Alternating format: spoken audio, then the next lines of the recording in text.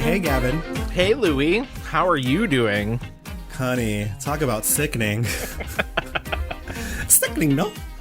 Sickening, no. The only sickness we have here on this here podcast is being sickening, but also occasionally being sick. Yeah, it's okay. Don't worry, everybody. I'm recording in a mask, so I don't get what Louie has. Yeah, which is fierceness, extravagance. Like I have what the things I've got, honey. You can't buy. You can only catch. They're with not some contagious. Mouth to mouth. Yes. Yes. Hi. We are a little bit late with this episode because I went to Florida, and when you go to Florida, you get COVID. That's a true fact. It is a true fact, hun. Don't be. I was distracted by the fun gay things that they have in Florida, like beaches and old people and open mouth kissing, apparently, and open mouth kissing. I just realized, look at my little hair sticking up behind. It's cute. It's so stupid. It's cute. Hi, everyone. This is The Mixed Reviews. We are a film podcast where we take a film subject, such as an actor, director, or a mini genre, and we take 2 weeks, sometimes 3, and we watch as many movies as we can, and then we come and we give you a full history, and we tell you what's hot and what's not. You know, I was thinking about this earlier. I was like, do we give a full history? Because this episode is going to show we give the history we can, okay? Yes. We are not investigative journalisming out there and being like, okay, we really need the scoop. What the fuck was she doing in the 5th grade? We're investigative journalists as far as the Olsen twins when they dressed up as detectives. Yes, yes. Honey, we are sweet with a Google search, okay? So we give a partial history, a rewind if you'd like, and I would. We mix it up. The reviews get a little hot. Before we talk about this this new subject, we've got some old business. We absolutely do. First of all, we got our poll. If you can imagine, go back in time. Our last subject was the Miss Uma Thurman. She is the moment. She is an icon. And we asked you guys to go online and vote for your favorite Uma Thurman movie. I gotta say, it was getting real spicy with the girlies on the poll. I will say somebody, and I have full confidence that they don't listen to this show, sabotaged that poll. Wow. And I'm not going to name names. Sorry, Bob the drag queen.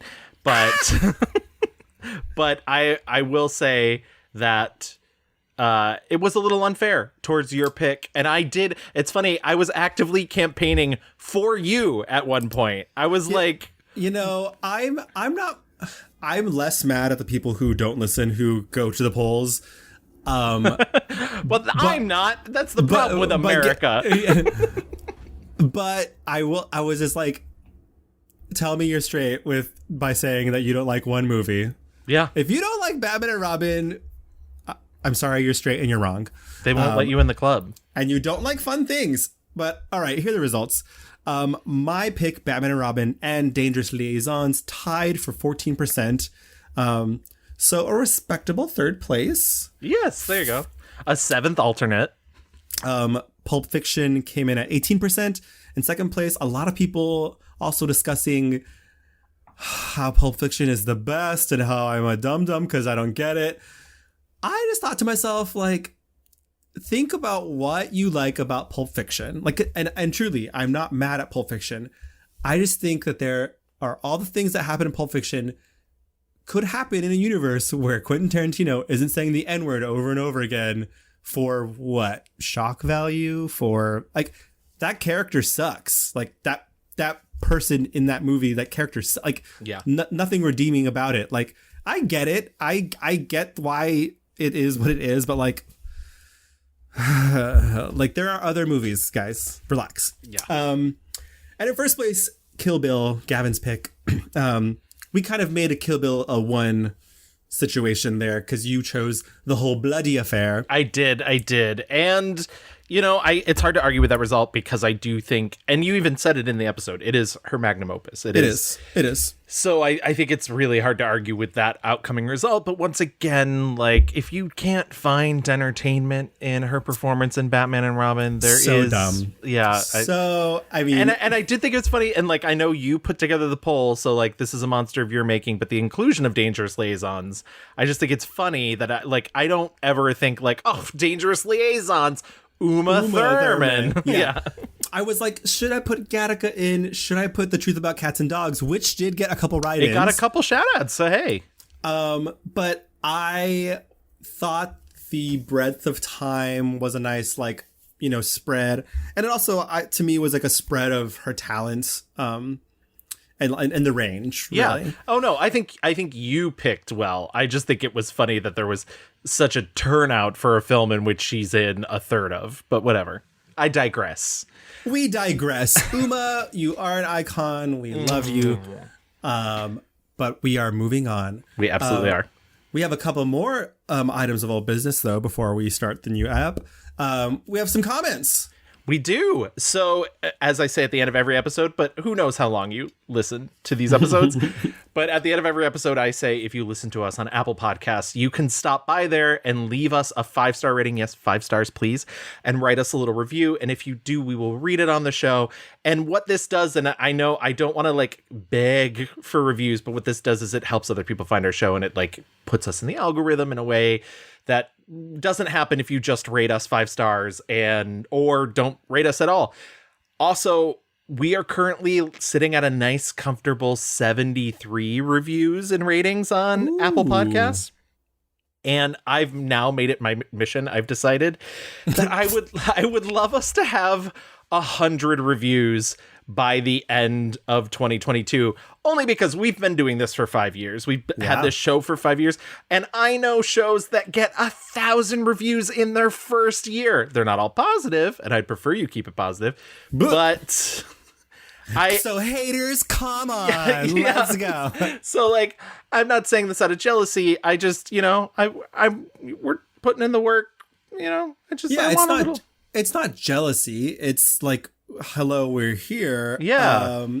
And I feel like we do a lot of good work. So Gavin, do you want to do that first one and I'll do the second one? Absolutely. So our first one comes from Film Shake, and the subject is great actor and film deep dives. And Film Shake says, love this duo's deep dives, particularly the ones into the breadth of a particular actor's career.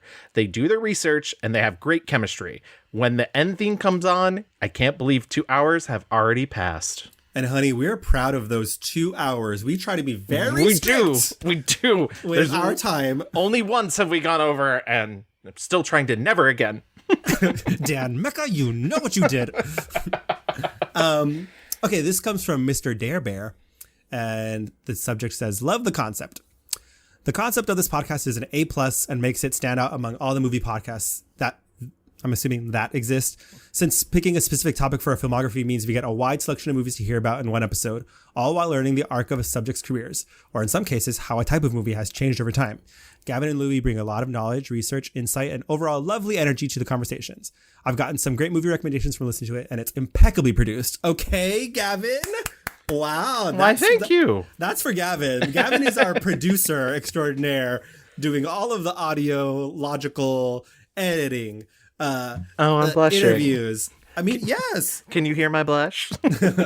I also wanted to say that I recently reconnected with an old friend, and I was texting her about we used to work together, and she said, "P.S. I listen to the mixed reviews every episode," and I was like, "Jillian, what?"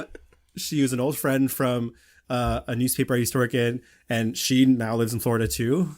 And it made me so happy.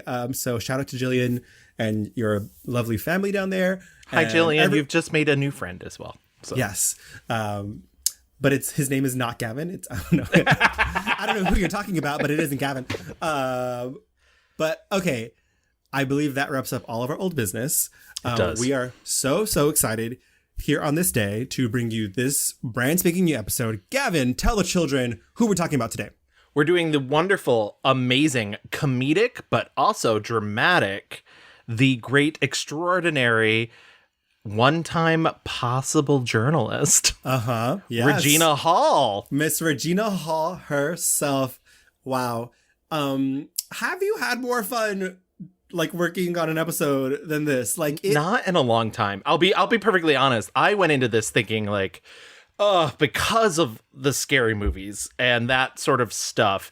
And she's talked about it in her career too, that she gets pigeonholed because she started in something so broad. I did comedy. So I was like, will I ever be able to break into a dramatic world? You know what I mean? And my first big comedy was Scary Movie, and that was broad. So then people were like, well, can she do, can she only do broad kind of roles? So it was that challenge, and I wondered, would I ever get out? Would I ever be able to go beyond that ceiling? And I was like, oh no, there's all these, and I'll be honest, for 90% of this, it was a pure delight. Even when she's in trash. And let's say her career isn't spotless. No. But she is just such a ray, a halo of positive, warm, laugh out loud. Oh my God. Stupidity and wondrousness. And when you see her in a dramatic role, it's just like somehow she's able to bring that same level of attention grabbing fierceness. I'm like, it's unreal. Like there are so few people like her. And when people try to compare her to others, I'm like, yeah, that person's funny, but like, it's not the same with Regina. Something else. I like that you said the word level, because that's what I was thinking about, is that with her, it's about levels. And sometimes when you talk about acting, you do talk about levels, and there's people who are understated, there's people who are overstated, there's people that sort of sit in the middle. I think what's fun about watching her, and like you said, even in a dramatic role, is it's an unexpected level. Mm-hmm. And she can bring emotion to a really funny scene. She can bring anger to a surprisingly, dark, calm scene. I think one of my favorite moments in any of these movies that I had to watch was Best Man Holiday, when she has her like big confrontation with another woman who is just being as nasty as possible to her. And the way that she escalates the scene is so calculated, but you don't see any of it on her face. Right. But you just think of the planning that went into it. You're just like, amazing. I think, there are some times when I watch comedians and I get that uneasy feeling. I'm like, oh, where is this going? Like, is it? I never feel that way when Regina's on screen. Regina is the master of listening and reacting. She's not always doing it for the bit. Even when we saw her at the Oscars, which is all bits. Yeah. She is patiently waiting for her time. She's not going to step on you. She's like, I'm hilarious and I know it. Like, I'm not going to yell and scream and be doing all that. I think we're going to have to talk about Kevin Hart because he is in some of her movies. When you said sometimes when you watch comedian and you're like, oh, I don't know where they're going with this, I was like, yes, Kevin Hart. Correct. Kevin Hart. and they're really good in a couple movies together. Yeah. But I often think about like, man, now that he is who he is, it's just like on another planet. Like, it's somehow I don't know. It all of the grace that she has with her comedy, he does not have. Yes. And I think we will see that later. But that being said, I guess, Gavin, it's time for us to jump into our rewind.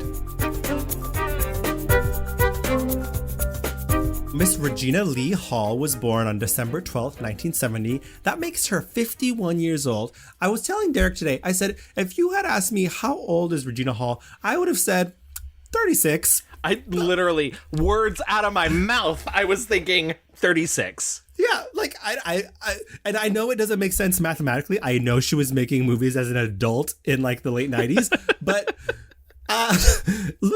just looking at her and the energy and like I don't the dark magic.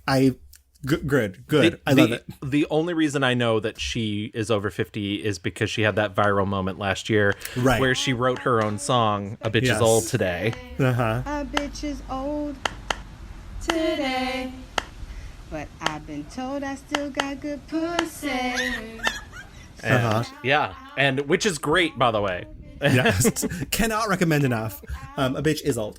Okay, so what me and Gavin were talking about earlier, though, with our like journalism skills, is that there is not a lot about Regina's early life. There is not a lot about her craft, but we're gonna try and fill in some blanks and give you like a broad overview. Yeah, I was talking with Louie before the show started, and I was saying too that like hopefully I get enough interview clips that satiate our audience, but like no one interviews her about anything important. They don't treat her like they treat other actors, and so there's not a lot of questions about like your craft and what you do, and it's more like, hey, did you have fun on this set and everything? Right. It's like no one has asked her about like her influences, right? And like it's so sad because she's actually so fucking smart. Absolutely. But we'll get into it. Okay, so she was born in Washington, D.C. She's the daughter of Odie and Ruby Hall. Mom was a teacher and dad was an electrician.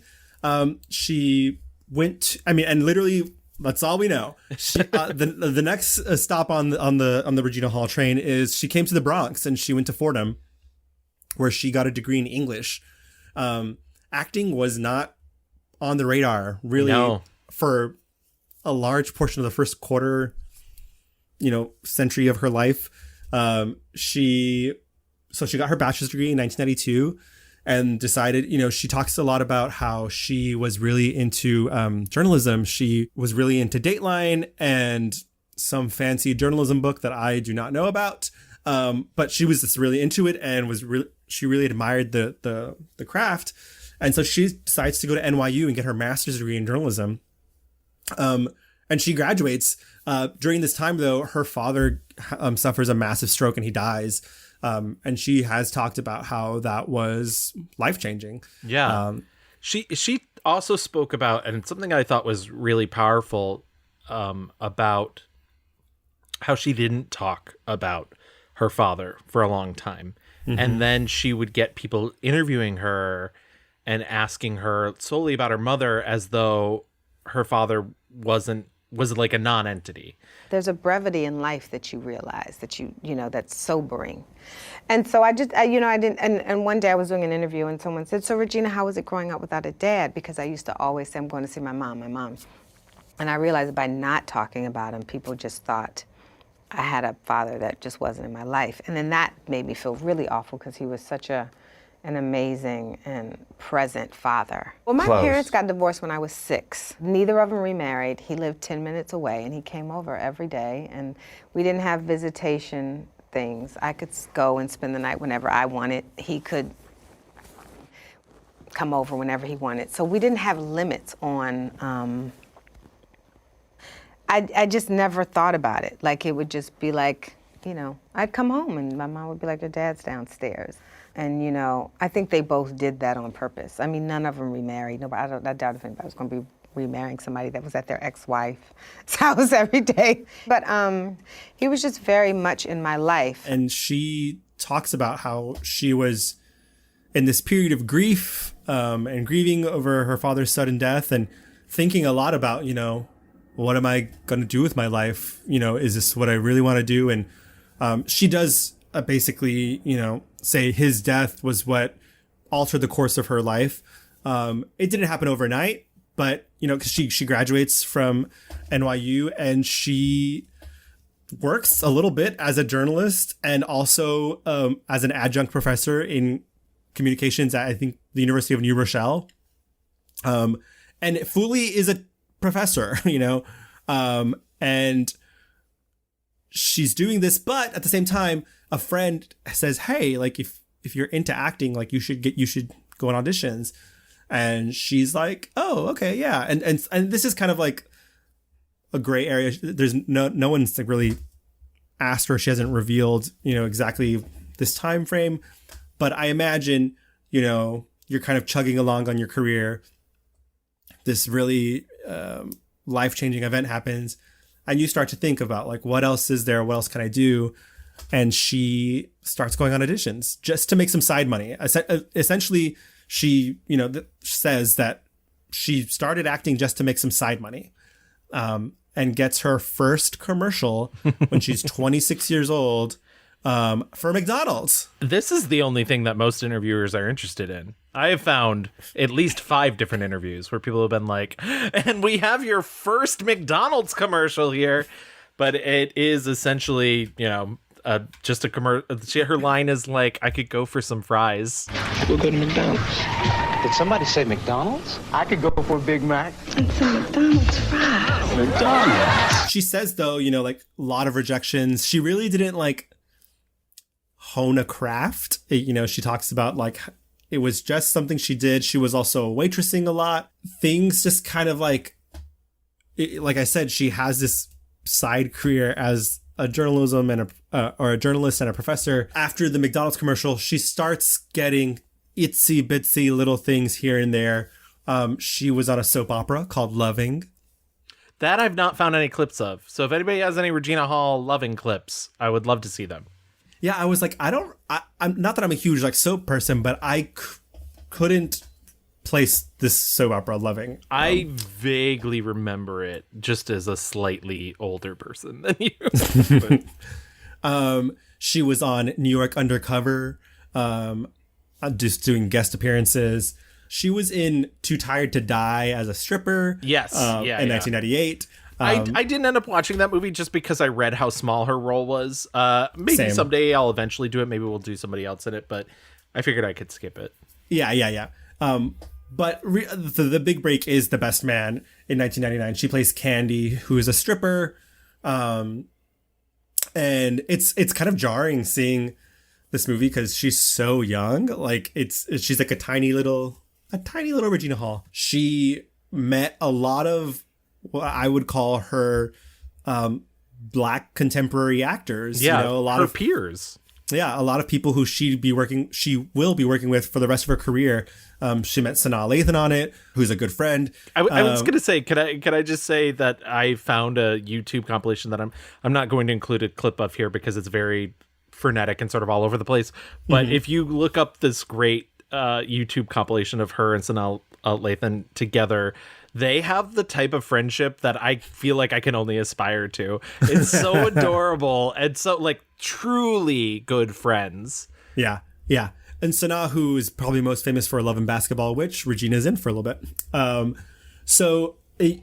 This is kind of her. She says like she was really nervous, but she was so excited to kind of. I mean, nervous because literally, I would say 90% of her time on this movie is in a bra and like little tiny panty situation. She's not in a lot of the movie. No, she's really not. I would say altogether she has about 10 minutes worth of a almost 2-hour film. So right. What do you think about The Best Man?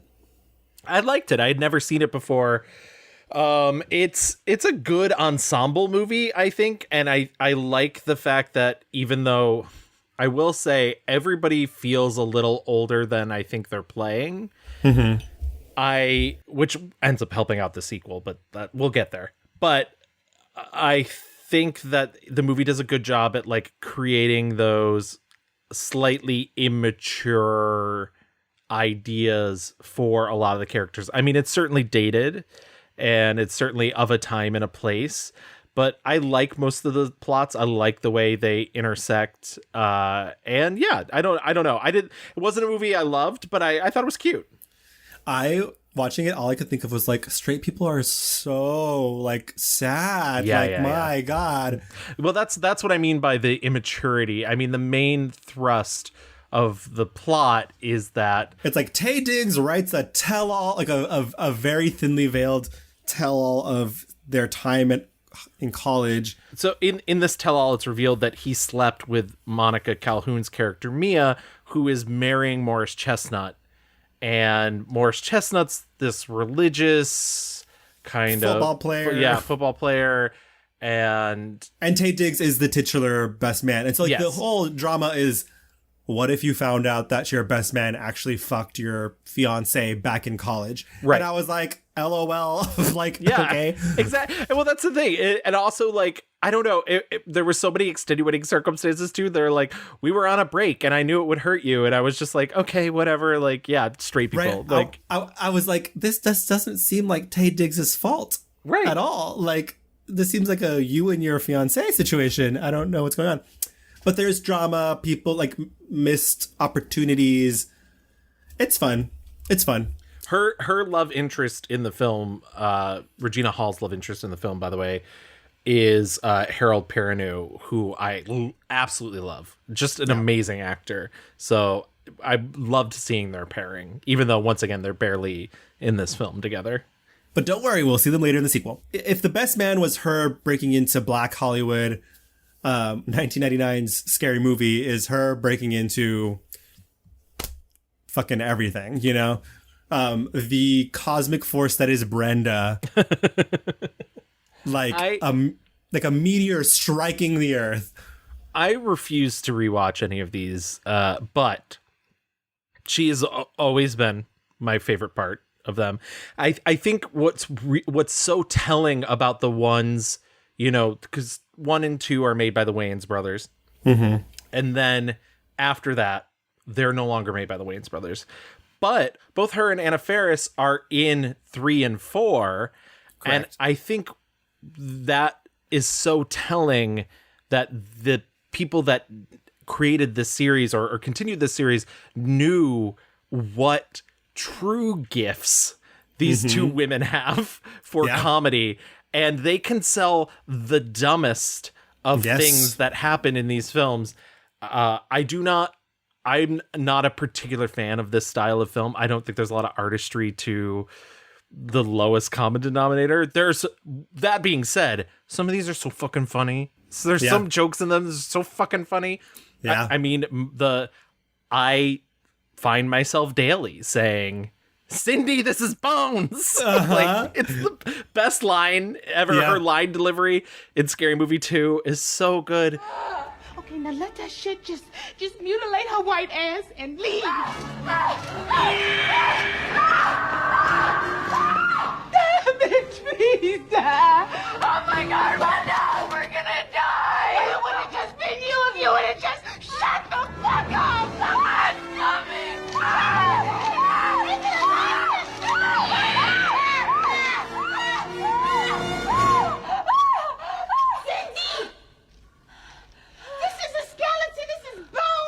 But once again, I did not rewatch. I just watched clips. I watched her in the theater in the first one. And I watched. I want everyone to know I watched all 4 fucking movies. Wow. I've seen them before. If it makes you feel better, it's not like I haven't. I had seen 1, 2, and 3. I hadn't seen 4.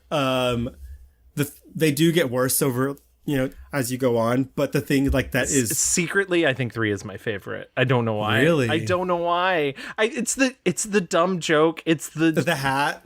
Yeah, it's the hat. And also another joke from her, which is when she's explaining to Charlie Sheen how his wife died.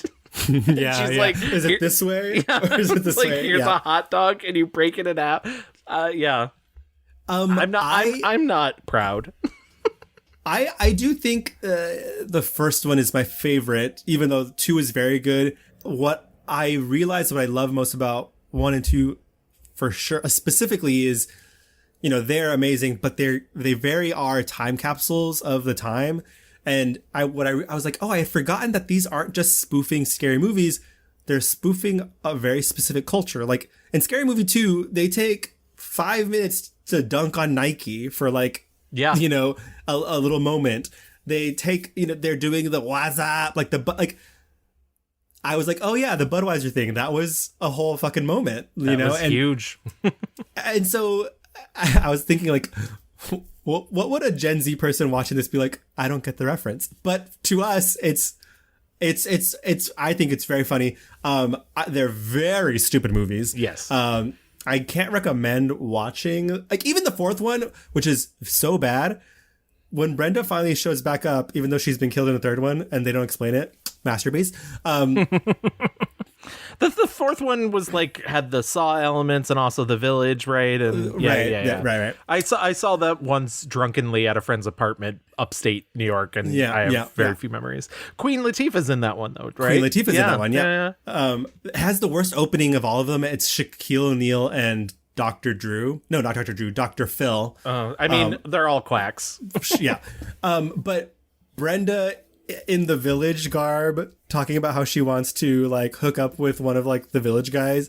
It's fucking, she is still like, she said, yeah, I'm making a check and I'm fucking hilarious. Yeah. To go back to Scary Movie 1 though, you know, it cannot be overstated how this movie went off like a bomb. I don't think we had spoof culture as a mainstream thing in a long while. We hadn't had an Airplane type movie since Airplane. And this movie was made for $19 million and it made $278 million with literally they were selling culture because Anna Faris was a nobody. Regina was a nobody. Like the Wayans were kind of names, but like, right. But they were like sitcom names. They weren't, you know, major star blockbuster. Right. I mean, like the biggest name in the actual movie was Carmen Electra, who dies in the first 5 minutes. Right. Which is the whole Drew Barrymore of it all. Yeah, right. Sherry O'Terry as like the weather person. Like it is so dumb. But again, cannot overstate just the full throated, like the second you meet Brenda, the literal second of Cindy like seeing her at school and she's talking about like the guys dating the video backup dancers. She's like, it's disgusting, Cindy. Like, you know her immediately. And she talks about like, you know, she was worried about being pigeonholed and, you know, but she's like, you know what? I do want to be that girl. I'm going to represent this girl that I know. This, you know, she there was talk that Christina Milian was the first choice for this role.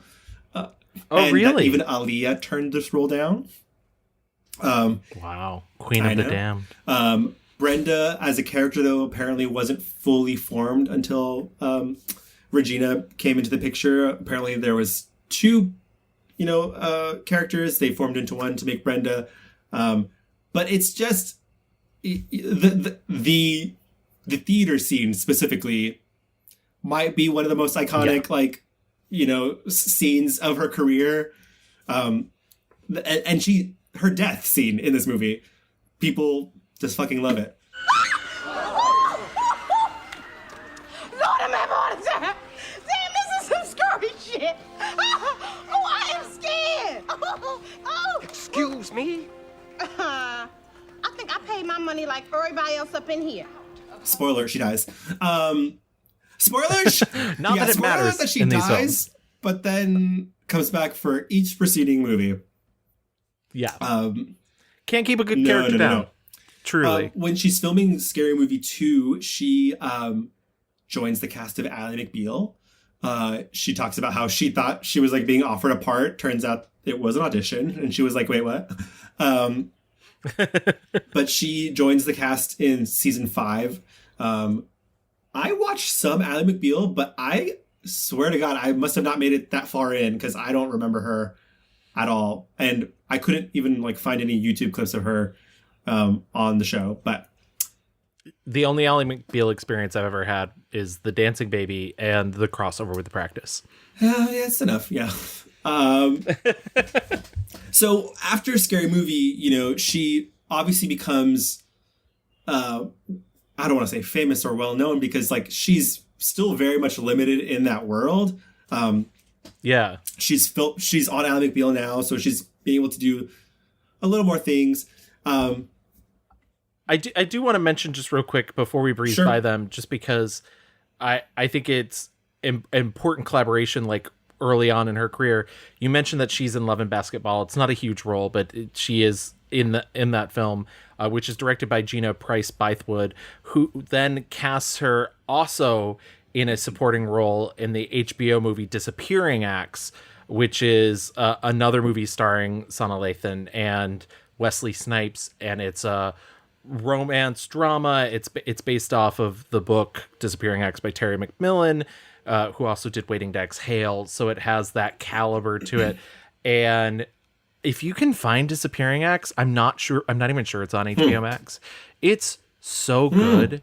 Like, I mean, it's like not... It's just a great performance by Sana Lathan. I know we're not here to talk about her, but I loved watching her. I liked watching Wesley Snipes in a romantic lead, something you rarely get to see him do. He does not kill any vampires in this movie. And seeing Regina Hall, it's so funny because Regina Hall plays like Sana has these two friends and they are like literal devil and angel on her shoulder, and Regina's sort of the devilly type where she's like, he didn't call you, fuck him. That sort of but I don't know, I really enjoyed watching this movie, and I don't know. Maybe I was like in the mood for like a good romantic movie, because it didn't end up changing the world, but you know, good performances all around. I love that. Oh, please. There ain't nothing wrong with wanting a man who can take care of me. Yes, but buying you jewelry and paying your rent isn't the only way a man can take care of you. Well, if I was a lawyer married to an investment banker, I could talk the same shit you're talking, Claudette.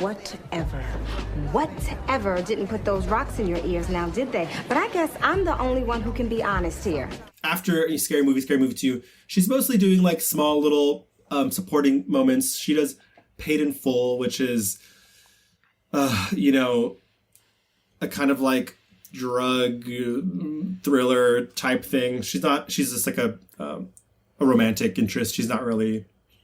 Yeah, she's really small part. Like it got to a point where I was we're not gonna see her in this movie anymore, are we? So yeah, like, you know, in 2003, she does Scary Movie 3. Like you had mentioned, this is the first movie that they don't do with the Wayans brothers. You can kind of tell it's a lot less culturally specific and is more just kind of like slapsticky, which, you know, Brenda was not doing slapstick stuff in the first two. But now in the third one, she's like fighting the girl from the ring. I mean, in that scene, hello, Cindy, the floor's leaking. Yeah, there's also a huge decrease in terms of like gross out jokes by the third movie. She's also in Malibu's Most Wanted a little bit. I did not watch it. Whatever. Saw it in college. I was fine. The next thing I saw that she's in is The Honeymooners, which is a remake of the CBS sitcom. Yes. This movie, you know. Really? Okay, so I have an interesting thing about The Honeymooners. I remember when it came out, and I remember there being a lot of backlash, and a lot of that backlash was like not so thinly veiled racism. And it was like, why are they doing this? Like with black characters, it's a white sitcom, blah, blah, blah. And I watched it, and I think the biggest issue I had with the movie, besides the fact that like it could be funnier, but I think everybody's doing a good job in their roles.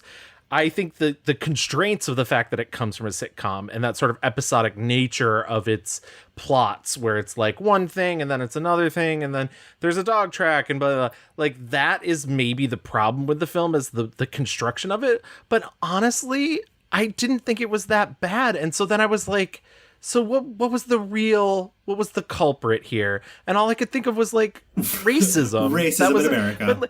But because it was just like a passable comedy. I thought, you know, that I think everyone in this movie is funny. I think Regina specifically is very good. I like her. Yeah, casting her as Trixie is kind of a brilliant move. And her opposite of Gabrielle Union, like it's there one, like, yes, that it does make sense. Knock, knock. Morning, Cramden. Oh, hey, Trix. Hey, what you got there, Trixie? Ooh, I made French toast. Alice, I tried this new powdered sugar, Tasty Meds. It's the one they give to the diabetics right when they wake up from the coma. 99 cents. It's a slight little aftertaste, but it's still good, right, Ralph? See? Trixie makes Ed French toast. That's because Ed's not on Trim Spa. Oh, you got jokes. You just a regular UPN sitcom, huh, Alice? I think that maybe, like, I am not exactly... To me, this is not Cedric the Entertainer's like finest work. I don't think... I think really? See, I like to... I think he's also doing a lot to try and reference... Yes, and that's the thing that I was going to get to. I think he is funnier when he gets to be himself. And I'm like, you hire Cedric to be Cedric. Here, they're having him like do like romantic, but like kind of dumb like guy, like, oh, I'm not going to take care of the stuff at home. I'm going to like gamble all our... Like, it's just so silly Billy, but not funny. The whole... I also was just like, this man is driving his bus wherever he wants to, I guess. Yeah. But I will say, this was in 2005. No one was doing, like, I think a lot of, like, now they're doing those ABC, like, reboot kind of things with, like... Yeah, like Wonder Years. But also even, like, the live, you know, like, we're going to do the live... Oh, yeah. The... All in the Family and the Jeffersons. Right, and it's easier to swallow, I think, for audiences to have these iconic characters in these white sitcoms being played by black characters, whereas in 2005, clearly it was kind of novel and people had a fucked up reaction to it.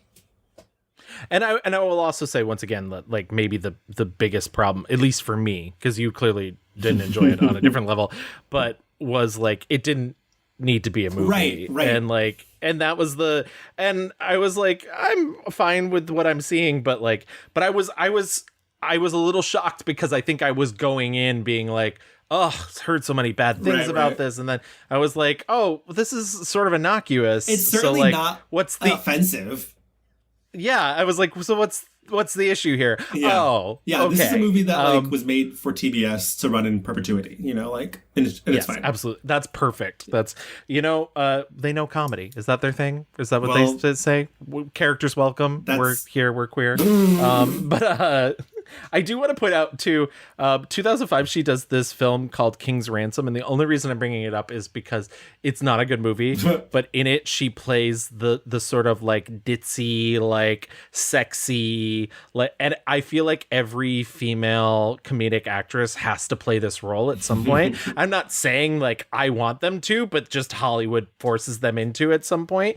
And it's the you know, even going back an episode, Uma Thurman, it's Ula. Yeah. Like she plays that role in this film and she's so fucking funny in this terrible movie. And I was like, God damn it. I was like, I want you out of this movie because you're doing, you know, she's just like wiggling her butt and being like, oh, hello. Like, and give her I was just a solo show now.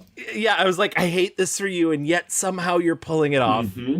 I was hoping you could wax this real good for me and try not to leave any scratches. Hey, well, you know, whatever you're into, baby. So you're gonna hook me up? Hell yeah. Oh, you're so sweet. I'll call and set up a time with you later, and don't worry, I'll definitely make it worth your while. Oh, thank you. The next couple of years, I will say that it's a little dark. It's a little, not a lot of bright spots. She does Scary Movie 4. She's barely in it also. Like, I don't think it's till halfway that we meet Brenda again. Good for her. Good for her. I didn't watch these next things. Like, I don't know if you watched Danica, the elder son. I did. I watched both those things. I did. Anything to say? I've literally seen almost every Regina Hall movie now. Danica's really bad and offensive. Okay. You know, both of these are indie films. I know there's a large part of our audience who's never going to see these movies. And so, like, I know I don't necessarily have to watch them. But I thought it was interesting to see the evolution of her as an actress in these smaller roles. I would say that most of what she does in Danica is like a throwaway. Like she's just there. I think she's having a lot of fun in The Elder Son. I just think it's a bad role. Right. I wanted everyone to know I popped a cough drop because I was coughing so much. So I figured you would prefer hearing me with cough drop at mouth rather than coughing throughout the rest of the episode. There we go. Okay. Blame it on Lady Covidina. She's still in recovery. The voice isn't as strong. We have First Sunday, which is an Ice Cube movie. Go ahead, Gavin. You got something to say? Oh, no, I was just going to say a lot of these are smaller roles. Yeah, and I've heard her talk about she doesn't care about the size of a role. Yeah. You know, as long as she finds like an interesting avenue into the character, and as long as she finds a way to like make it fun for her and also like watchable. Because I think the industry kind of sees you as being able to do one thing, and you have to be like, I do more than just one thing. Like, I do comedy, but it doesn't have to be broad. I do drama, it doesn't have to be, you know, melodramatic. I can do a thriller, and you kind of always want to kind of create that diversity. And I think, too, for me, it's never been about the size of the part. You know, I like to work with great people and do great projects, so it's okay if it's supporting, it's okay if it's the lead. Like, it doesn't, you know, there's no ego if I get to have a great role. She also dips back into the spoof genre and does superhero movie. Just a cameo. Good. I was going to say, for the 4 scary movies I saw, I did not watch superhero movie. She does Law Abiding Citizen in 2009. Which is getting a sequel for some reason. It was just announced. With Gerard Butler and Jamie Foxx, Death at a Funeral, which we saw for Chris Rock. Chris Rock and Danny Glover. Yes, yeah. Really, I would say that the next movie that I saw and really enjoyed was 2012's Think Like a Man. Really enjoyed. Interesting. Here's the thing. I have very conflicted feelings about Tyler Perry movies. This is not a Tyler Perry movie. Yeah. So I was gonna save Tyler Perry talk for the end, but go on. I am surprised, first of all, that she has not been in a Tyler Perry movie. Yes, that's what I was going to say is I love the fact that so far in her career, she has escaped the clutches of the like, and listen, I know he does some good things for the poor and he's done some good things in his career, but I do think a lot of his work is toxic and a lot of it is like very religious and very judgy.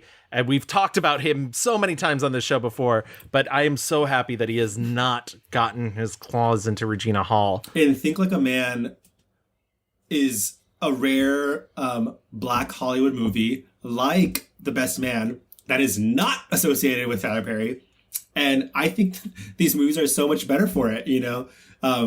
I think even though Think Like a Man does come from Steve Harvey, who is kind of a fucking crazy person and should not be trusted, It's okay. Kelly Clarkson replaced him. Thank We're God. doing all right in America. Thank God. I think Like a Man works in a lot of ways. I think these people... Think Like a Man is a big ensemble comedy. They intersect a little bit. And I remember watching this movie in theaters and being like, oh, this is so refreshing. It's not... A lot of Tyler Perry movies are judgmental and you leave being like, oh, I was just lectured at. This movie is about grown-ups and actually, like, you know... I thought it was an interesting way to approach a self-help book. There's a lot of those books that are... They try to become movies that are so fucking stupid. What to expect when you're expecting. He's just not that into you. Correct, yes. It's not like this film is an anomaly, because I think I saw a lot of people saying like, oh, it's basically just a 2-hour commercial for his book. And it's like, yeah, but like what to expect when you're expecting like it's a fucking 2-hour commercial for Dr. Spock. Why doesn't Steve Harvey get his own commercial? You know? I think this movie though leans into the bookness of it though. And it is unafraid to be like, yes, this is from a book. And yes, you're going to have interstitials of Steve Harvey being like, listen, ladies, blah, blah, blah, blah, blah. What I appreciate, though, is this movie has characters who are pushing back. And there are consequences for thinking like a man. There are consequences for these people who are following the advice of Steve Harvey. So it's not just, you know, Steve Harvey's a genius and everyone should follow what the fuck he says. It's actually, the movie is like, fucking communicate. Like, you know, don't be a fucking liar. I think the movie's really easy to follow along. I think it's a very like easy, you know, clear movie. Like they give everyone like very like, this is the type of person you are. This is the type of person you are. I think that's maybe my problem with it is because those lines are so uncomplicated that a lot of it is I didn't hate this movie. I don't want to make it sound like I'm like, I hated it. Like, you're right, especially on a sliding scale of 1 to Tyler Perry.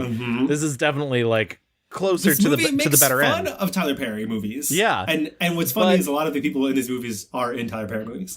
Yeah. But I think, especially Taraji, I do love, by the way, I do love that Regina and her are also very good friends, by the way.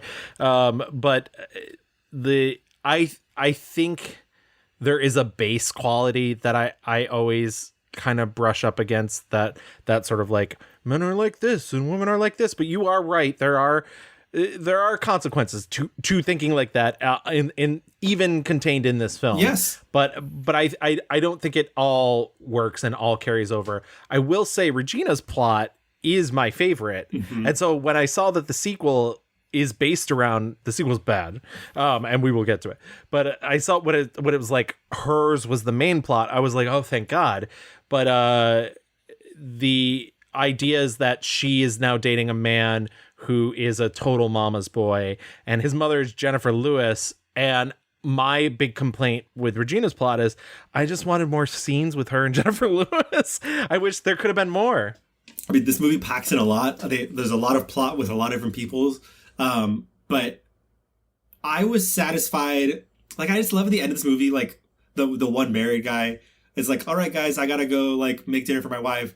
And they're like trying to shit on him and like make fun of him. And he's like, I don't have to go do this. I want to. Don't be fucking mad at me because I enjoy my partner. And I was like, that's the type of like fucking straight people advice people need to hear, because so much of straight culture is like, oh, gotta go hang out with my wife now. Yeah. And it's like, that's your fucking wife. If you don't like her, like, right. What's the deal? What's the fucking exactly. deal?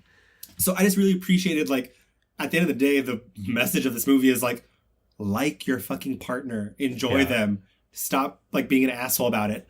I did like that they showed his wife in the first movie and she's black, and then in the second movie she's Wendy McLevin-Coven, so really? She's white. Yeah. Oh, the second movie's. Did you not see it? I'm trying to think. Well, then I'll just say my piece now. Sure. They go to Vegas. It's mostly commercial for Vegas. I mean, it's literally the thing that like any movie does when it goes to Vegas. Like, they get drunk, they end up in jail, blah blah blah. All these bad stuff happen.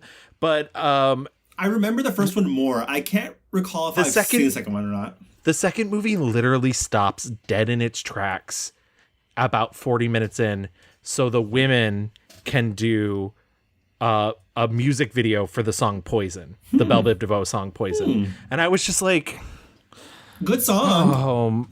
It's a good song, and I appreciate it. And I'm gonna use I'm gonna use Regina's verse as the song going out of this, but also like, why? Like, don't fucking stop your movie to do a video for a 20-year-old, 25-year-old song at that point. I was just like, God, nothing tells me more that you did not have a script than just like. Well, I counter, however, actually, the following year, though, in 2013, we get The Best Man Holiday, which does have a musical break, Gavin. Yes. Does this one work better? That works, and it works in plot. Like, and I'll admit, I don't mind when a movie breaks the fourth wall, because the Belle Biv DeVoe song is them breaking the fourth wall, but there'd been so little development in terms of character stuff. So I was just like, why do we have time for this? Yeah. Whereas The Best Man Holiday, I will say, is the rare exception where a sequel is better than the original. Absolutely. I loved The Best Man Holiday. Had you not seen it before? No, I'd never seen it. So this was my... And I'd had friends for years being like, oh, Best Man Holiday, such a good... And I was like, no, fucking Christmas movie, whatever. I don't want it. You hate Christmas movies so much. I do. And I loved it. I loved it. I enjoyed so much of it. I think there's so many good character beats. I think the plot matured so well with them. And once again, this movie was made 13 years after the original. Yeah. But it felt like putting on an old sweater, like warm. Like, I knew these people. They had grown in ways that all made sense to me. Yep. I will say my one dig is that the most of the plots are a little sexist.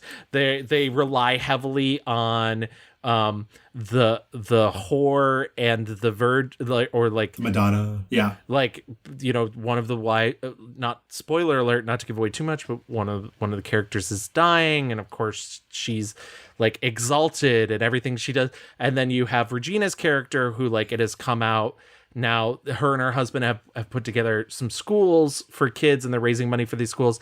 Unfortunately, somebody took a video back when she was from a her stripper. days when she was a stripper of her soliciting money, sex for money.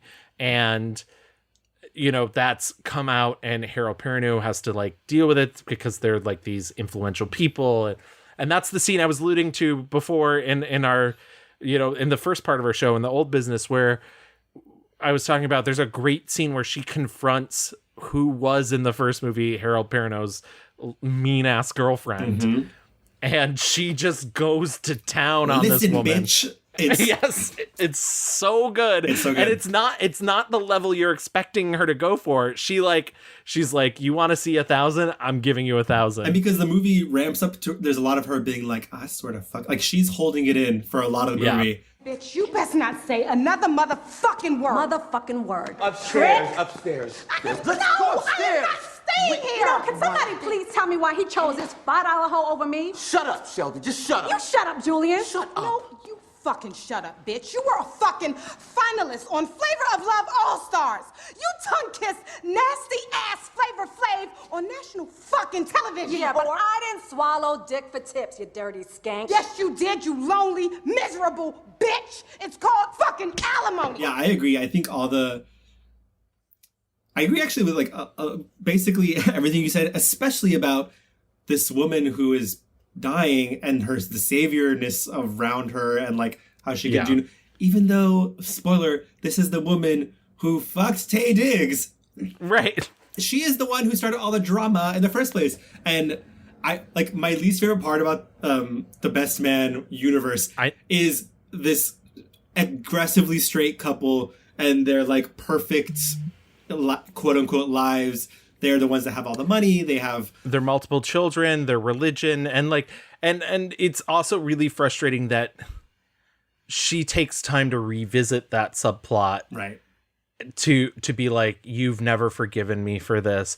And that drove me insane because I was just like, you are adults. Yeah, it's been 15 years. Yeah. This is something you need to get past. And I know that that's what they were attempting to do, but like his maturity level should be of the like, we're fine. Yes. Like that's, It also was like, I was like, you've been playing professional football for 15 years now? Honey, I don't know a lot about football, but that seems like a very long time. But and you seem very still with it. Yeah. So it's a lot of blunt force trauma. But I like the Best Man holiday better as well. There's certainly a lot more Regina. Just a behind the scenes thing. Regina Hall said at the time when they got together 13 years later to make this movie, all of the women were still single. Yes. And all of the men were married. And they had to deal with the fact that like Morris Chestnut was constantly just walking around with his shirt off. And they're like, this motherfucker. I will say he is a very handsome man. I don't know if I like him as an actor, you know? Yeah. Oh, I'm fine with that. Yeah. Yeah, because he shows up a couple more times. He and does, like, and we're gonna get to it. The one movie I wish I would have gotten to was People, Places, Things. Yes, that's a good little turn. Today was my last day, and I was like, oh, I gotta watch this, and I didn't get to it. I will say this in terms of People, Places, Things. It's fun. It's quirky. I hated Jermaine Clement in it, and I think he's playing the role as written. I don't think that the problem is his acting. It's the character. I think the role, the character is written is this really obnoxiously kind of semi-toxic guy, and he's the hero. Which is not to say everybody's perfect or anything, but like I just didn't. I like, it's one of those indies where you kind of expected to turn out a certain way, and then when it turns out a more conventional way, you're kind of like, okay. Yeah. Where are you from? New Zealand. Oh, it's a beautiful place. Oh, you've been to New Zealand? No, but Kat makes me go see all the Hobbit movies, so. Oh, so you know all about us and our ways. That was sassy. Yeah, I'm a sassy little hobbit. I did skip About Last Night in 2014, which I also remember watching in the theaters and walking out of it being like, oh, what a breath of fresh.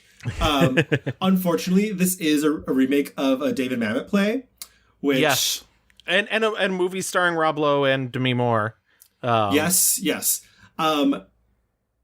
This is the movie, I think, where people were like, oh, Kevin Hart and Regina Hall are just like two sons of energy and power, put them together, and like it is a supernova.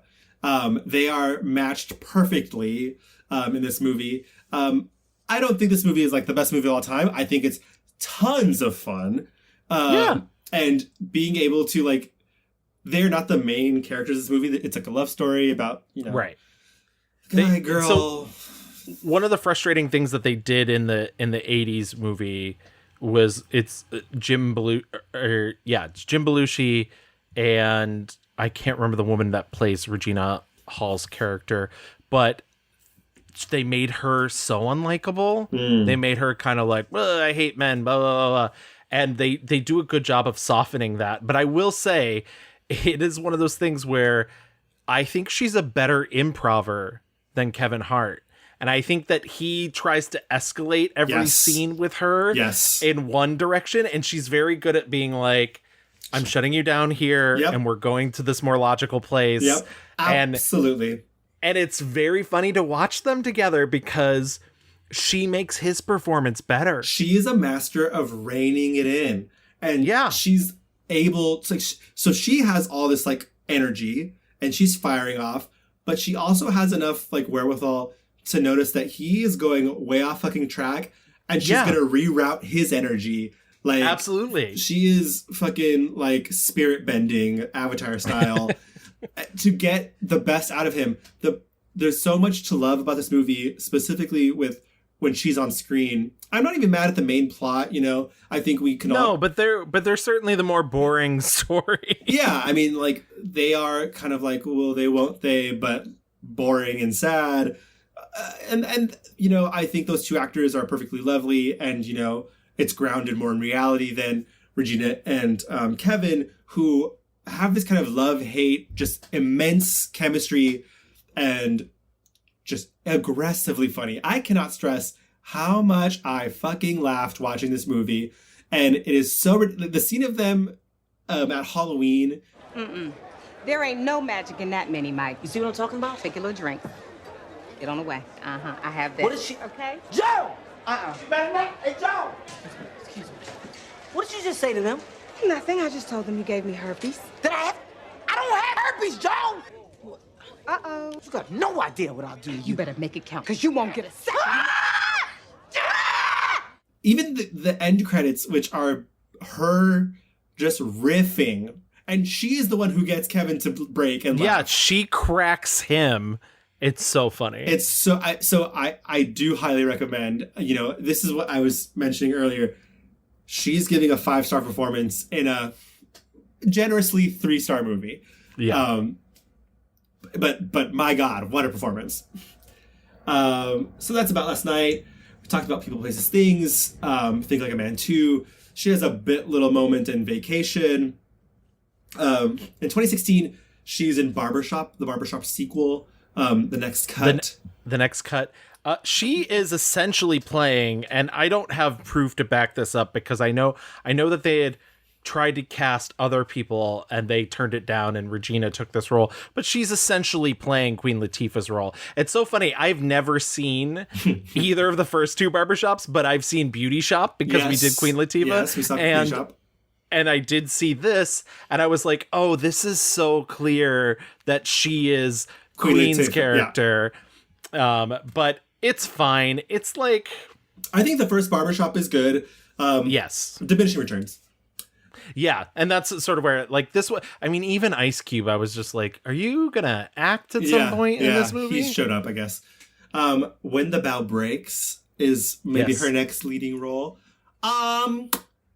It's bad. I think this movie's offensive. Like, somehow, somewhere, like, the Lifetime movie found its way up to, like, a prime release. It's... I could 100%. So this is a film in which her and Morris Chestnut are attempting to have a baby, but the they need titular a Morris Chestnut, who I said earlier, who is very handsome, but perhaps not the best actor. They hire a surrogate. Turns out the surrogate's insane and wants to extort them for money, but also maybe not wants to extort them for money. Maybe just wants to break up their marriage. It's like a mixture of The Hand That Rocks the Cradle and, I don't know, something very Lifetime-y. Yeah, there's like at first you think, oh, this woman's being exploited, but then it's like, nope, she's not. She's actually just, they make her into a caricature of, like, insanity because I can't even remember why, because they tell us why, but because she was abused as a child. Right, which is offensive. Yeah, exactly. And now she's willing to just kill anybody who gets in her way. Right. And now she's a murderer. Like, that's not how that works, but okay. 2017 happens, and really, so before Girls Trip, essentially, she was the scary movie gal that you saw once in a while in other things, especially in Black Hollywood movies. But then we get Girls Trip, which we talked about in our Queen Latifah movie, and makes just buckets and buckets of money. I rewatched Girls Trip. It is still just so funny, so good. Special shout out this time around when I was watching it, Jada Pinkett Smith is very, very fucking good.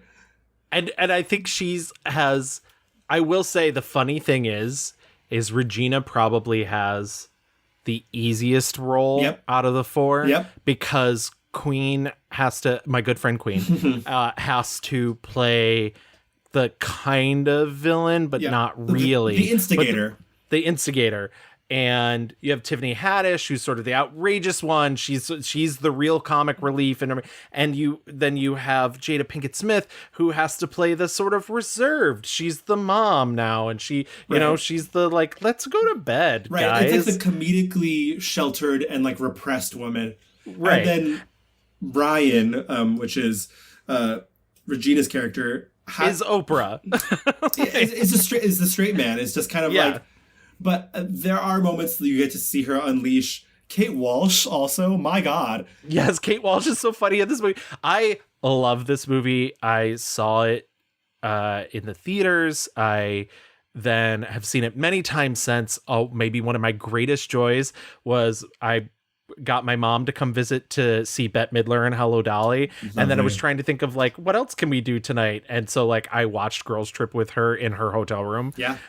Which she thought was hilarious, but also was just like, what is she doing with that grapefruit? That was what we all were saying. Yeah.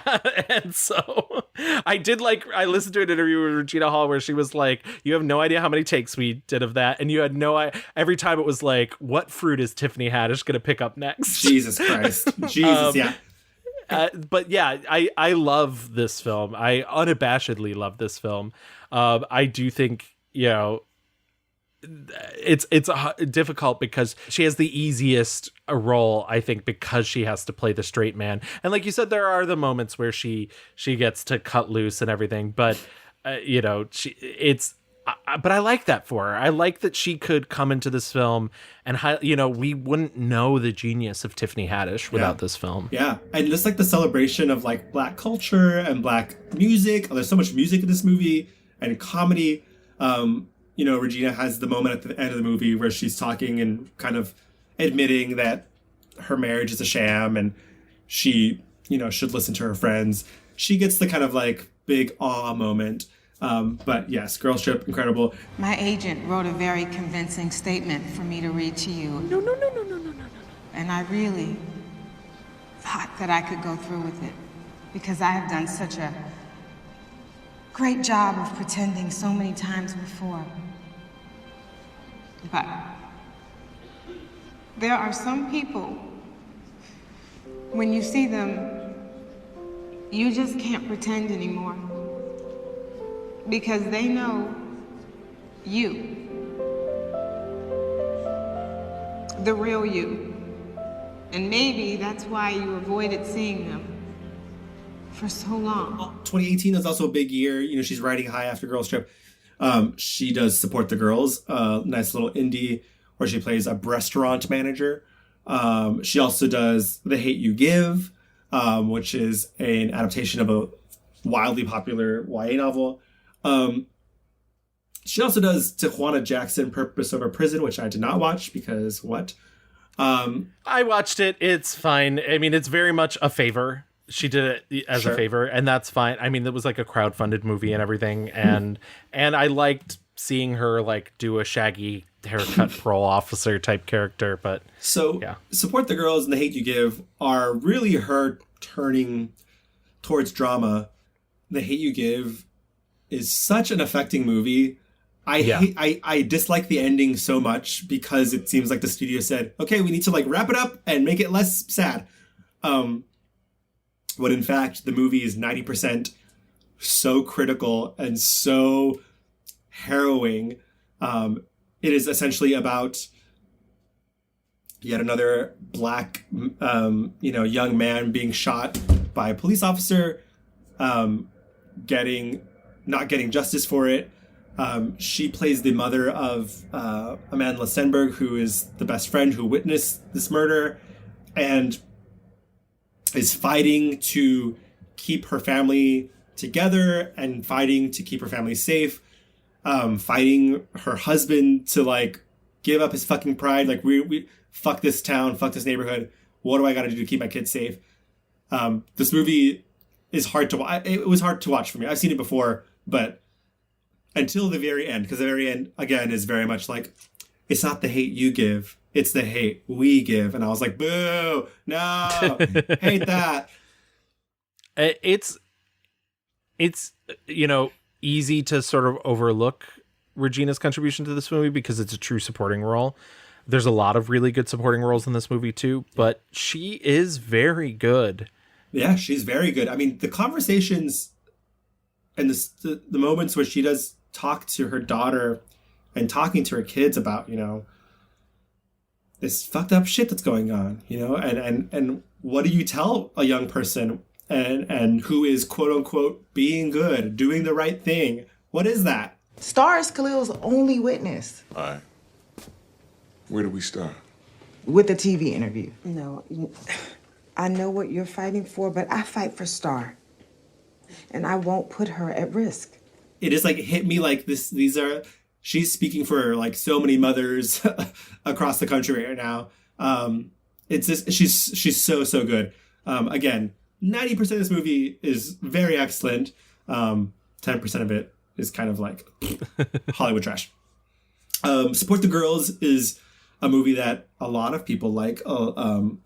She won the New York Film Critics, Best Actress, which made her the first Black person to ever win that award, which was 2019. Yes. I think Support the Girls is good. I don't love it as much as I think a lot of people love it. I'm in the same boat as you, and I know that sounds like sacrilege, but I do think that there's places the script could have been built up a bit better, and I don't love Regina's story as much as everybody else seems to as well too. Like, I like the stuff that revolves around the restaurant, but when it sort of moves away from that, I'm kind of like I don't know. I like her. I like her a lot in the movie. I like the movie, well enough. I like what she's doing in the movie, but yeah, it feels a little disjointed perhaps. I think the supporting cast is also very good. Haley Lou Richardson, I think is her name. So good. Yeah, she's amazing. She steals every scene she's in. Yeah. I love the warmth and kindness that she brings as this mother-like figure to her entire staff, even when they are fucking shit up. The scene where she's essentially trying to raise money for one of her girls' who had to get bailed out. And when she realizes that this girl is going back with the fucked up, shitty boyfriend who got her into trouble in the first place, she fucking snaps. And there's just that moment. And I was like, oh my God, this woman and all the the things that she's carrying in her life are just so heavy. And so I think this movie is... That's my favorite scene in the film. I think the movies are worth a watch. I think we're underselling it, but just because so many people have perhaps oversold it. In 2019, she does Little and Shaft. Little, which I think desperately needs more of her in it. Yes. She disappears for a large portion of it because she becomes Little.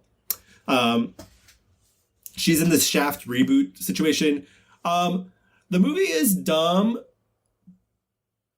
and a little bit fun, I guess. I wasn't... Yeah, I had some fun with it. I will say, and this is outside of Regina's performance, she's great whenever she shows up in it, and she's very funny, and she has some very funny scenes in it. That movie fetishizes guns in a way I was not expecting for a 2020 film. Well, also like literally close-ups of guns, close-ups of bullets coming out of guns, like bullets hitting bodies in slow motion. And I was just like, what the fuck are we doing? Also, this movie, though, I think they were like, okay, Shaft, but he's making fun of millennials because millennials are pussies. And that's the movie. She does Breaking News in Yuba County, which, again, 5-star performance in a generously 2-star movie. I think it's a fucking 1-star movie. That movie is garbage. I said generously. Let me tell you, if you can't afford wigs for your actors, don't make your film. And I think that was part of the joke, as I think the joke was like, oh, everybody's poor, so they can't afford good wigs. And I was like, I hate this. It is a true compliment to the Coen brothers that they can do what they do while talking about people that are maybe poor or maybe not as well educated and still make their films not feel obnoxiously judgmental and condescending.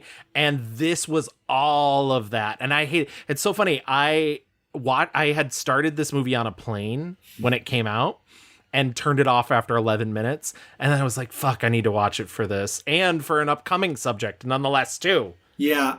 I think the worst part of this movie is Awkwafina, perhaps. Which is crazy because it's like a huge ensemble movie, but she is by far the most obnoxious and gross part of this movie. But Regina everyone else here is doing crazy things. Regina's a sheriff, and she is like, y'all are batshit fucking crazy.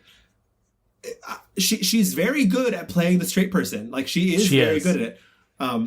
So even her final, I'm not going to spoil anything in the film, but her final line in the film, I was just like, God, she's so good. This year she had a movie called Master come out. Yes, it's on Amazon Prime. What do you think about Master?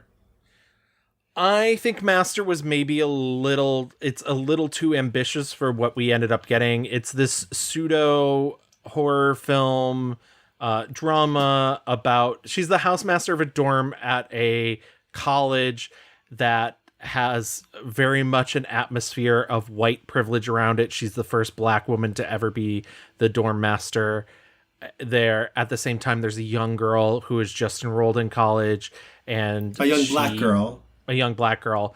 And it is very clear that the white people around her are sending her a lot of microaggressions, that she's maybe even getting some of those aggressions from a Black teacher as well, too. And I don't want to get too deep into the plot, but there's maybe a supernatural element going on, but then also maybe it's not supernatural. Maybe just racism is so pervasive that it feels supernatural. I will say this was kind of a hard movie to watch. I don't think it's terribly scary. So if you're a really big horror person, this isn't for you. A lot of the quote unquote scary things, it's maggots, but What did you call me? But the cultural racist horror, it kind of wants to be get out a little bit. Yeah. I think some of it's very successful, I'll be honest. Yeah. And like I like her big speech at the end of it. I do. I just think I think it's like so high concept that it gets to a point where I'm just like, I don't know if these two things are working to get, like, I think there's an easier way to get this metaphor across. Well, yeah, you're right. They're biting off a lot with this movie because it's not just about like how, racism is all around us and it can feel like this chilling horror. But then we also have like someone who's perhaps not who they say they are. Right. And like, there's a lot of racial politics that like, things that they're trying to intertwine and it doesn't quite land. I think it's really complicated. I've read a review from a black critic who fucking hated it. And I was like, I think it's asking a lot of interesting questions. Yeah. Especially if you are in the very least interested in like academia world and black people trying to make space in the academia world. I'm just worried about Jasmine. Yeah. I mean, who knows what she's going through? Kind of makes that grade dispute make sense. Yeah, they fixate on grades when everything else seems out of control. Yeah, but that dispute could control whether or not I get tenure. Liv, do not be dramatic, all right? You'll be fine. That's kind of like where we're at now. She did the Oscars this year, was promoting the movie at the same time. I will say one of the keys to the stuff that she's doing now too is that she's producing her own stuff. Starting with Little, and Master, she also produced, and she has a new film coming out, which we'll get to in our fast forward. I cannot believe I have not even mentioned the excellent, excellent work that she has been doing on Black Monday. That show, I swear to God, Derek watched it for like a billion years and I was like, ugh, whatever. And then I sat down and watched an episode with him and I was like, this show rocks my fucking world. If you are looking for a show to fill the happy ending size shape in your heart, this show is for you. It's by the same people. It's on, is it Showtime? Stars? Yes. Showtime. Unfortunately, it was just canceled right. too. There's 3 seasons. And it's excellent. I've been meaning to get into it for a very long time. It's just this show takes up a lot of my TV watching time. Same. But her and Don Cheadle, Andrew Rannells, Casey Wilson, not Williams, what the fuck? It's allegedly about stock marketing money things, but it's mostly a comedy. And it's fucking great. A little bit about her personal life. She is single lady, has no kids. She has spoken a lot about how she loves meditation and prayer and even wanted to become a nun at 2 different points in her life. I was too old. Every sect is different, and so they had a cutoff age. Well, some have a partner limit. And so every order is different. This order was age, but there are some orders where, I think if the number's more than 4, no, now you can't go. I believe she was 40 and the cutoff was 39. 39, yeah. And the other time Can you imagine if you went to church and the nun there was fucking Brenda from Scary Movie? Oh, imagine. I would die.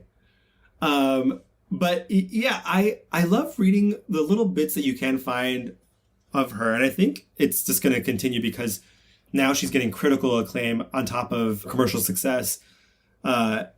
She's such a very calm, serene person. She was also on My Perfect Strangers. She's getting bigger and bigger things. And I'm so excited for, her continued success. But I'm excited because that means we get to learn more about her and know more about her. I watched all of her Essence Fest acceptance speech that she gave a couple years ago, and she is just the chillest, coolest, funniest, easygoing gal. In addition to hosting the Oscars, she's hosted the BET Awards. She's so good at being a hostess. Like, if that's the next step in her career, like, give her the show, give her, like, Yes. Her opening to the BET Awards is one of my favorite like openings to an award show. She's just so good, and everyone just like loves her. She radiates this positive energy. She has won many NAACP awards, Women's Image Awards. So she is getting some flowers, but I think as the roles continue to roll in from both her success and also producing more work for herself, I think like we are on the cusp of a lot of work, which is fucking crazy because she's been in the biz for a while now, and it's just right. Now, and she's 51, and which she's once 51. again doesn't look it, but 51 Black woman in Hollywood who is not doing Tyler Perry movies, not doing superhero movies, but she truly is just in the prime of her career. And it's so wonderful to see. Do we have anything else you wanted to add to the rewind, Gavin? No, not that I can think of. I know she signed some deals with Showtime and whatnot. Hopefully those continue, even though Black Monday was canceled. But yeah, I think we should move into our picks. And I think we should start with our 1-star reviews because we just spent all this time talking about everybody loves her. And we got to get through the nasty bits to get back to the good bits. So. Let's get into it.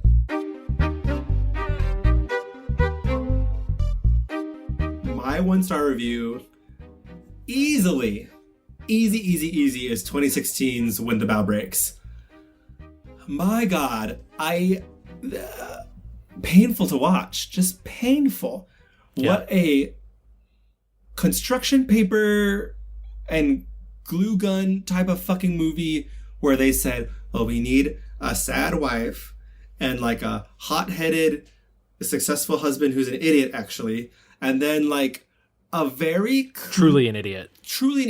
And then a crystal clear, unwell woman where they're like, why, yes, why, take this embryo. Well, you need to, like, they try to paint this, like, picture that Regina is so desperate for a child that she's like, what? No, she's wonderful. She's fine. What do you mean?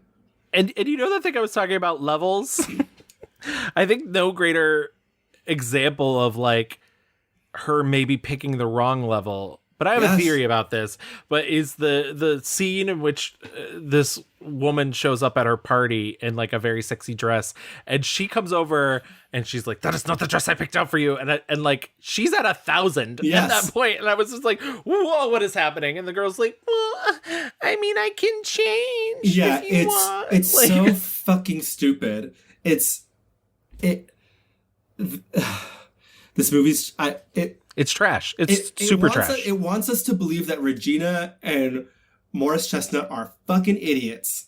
Yeah. That, like, it's so abundantly clear that this couple at first is scamming them, but then once the fucking guy, LOL, gets murdered by the girl, which also, once again, this is a man that's been planning this thing with her for a while, and then he doesn't see her like murdering him. Like another, like everybody has to be incredibly stupid, and this woman is like 22. Yeah, an actual child, and I could not believe the amount of horror and terror that she's inflicting on people, because I'm like, you are a little twiglet woman, and right, and also just the idea like she's like terrorizing this man at work. I always hate shit like that when it's like, how'd you get into the building, bitch? Like, how, or... I also love the, like, a straight man can't control himself. And she's like, I'm sending you videos of me taking off my shirt. And he's like, don't do it again. Yeah. Don't do it again. And she sends him another video. She's like, oh, you mean like this? Yeah. Like... And then when the boss is like, we've been monitoring you and like, we found this.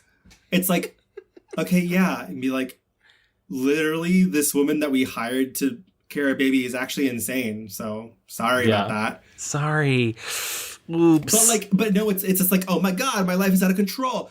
And this movie just thinks that ratcheting up the like insanity is somehow making it like, I don't know, intense or dramatic, or, how shitty the situation is. These poor people. It's like, no, this is just offensive, stupid, not dramatic. It's just like, why?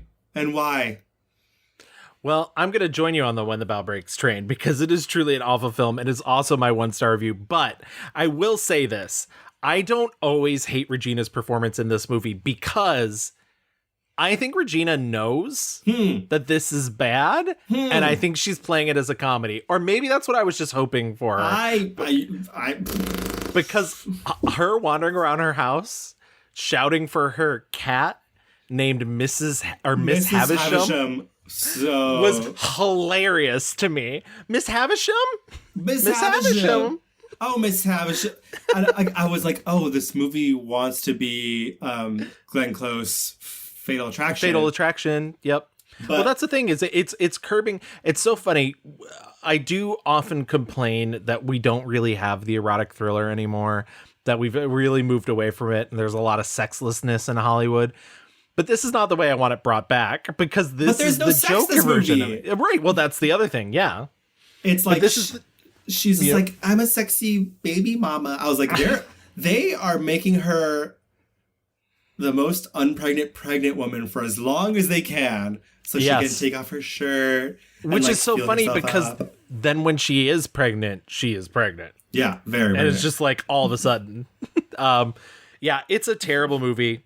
I think Regina's actively bad in it. I'm sorry. I think, really? I mean, I still gave it my 1-star review, so it's not like it's not like I'm giving a full-throated defense, but I did watch it. I think maybe it was a defense mechanism for me to get through it. I was like, maybe she's in a comedy and everybody else is bad. Are you serious? Yeah, we talked about it, and we just feel more comfortable knowing that you're here, at least most of the time. And knowing that you're safe. Now you are doing this incredible thing for us. It's the least we can do. Let us do something nice for you, okay? Okay. Yeah, it's truly awful. Was there anything else you saw that you didn't particularly like? Because I got some. You got some. I thought Shaft was on the more like skip it side. I felt like Shaft was hard to get through for me as well. The aforementioned Honeymooners didn't really do anything for me. Mostly because also like we see Gabrielle Union and other things with Regina that I'm like, yes, here we are, like, a vehicle worth her time. What about you? I really didn't like King's Ransom, as I mentioned before, but I do think that she's sort of competing in a time-honored, like, unfortunate sexist thing we make all female actors go through. So, like, at least she got it out of her system. I really hated Breaking News in Yuba County. I think that was a real slog to get through. And there's one that, like, I didn't even mention in the rewind, because every now and then I watch a movie that I'm like, I know nobody else is gonna watch, but, like, I still like to put it out there.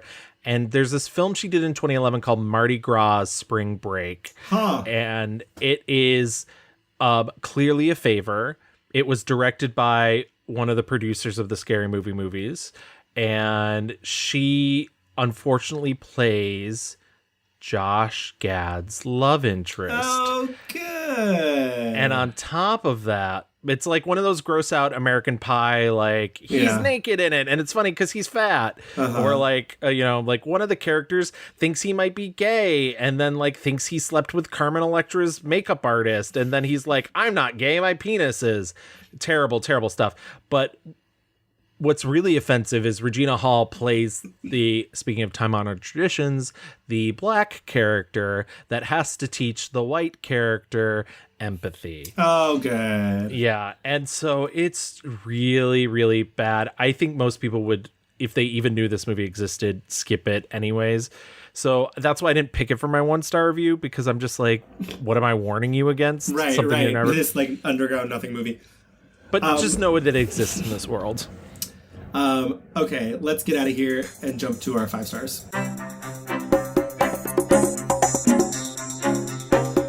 This was very difficult for me, Kevin. This was hard for me too. I mentioned... This is hard for me too, Louie. Don't you understand? How can I make this about me?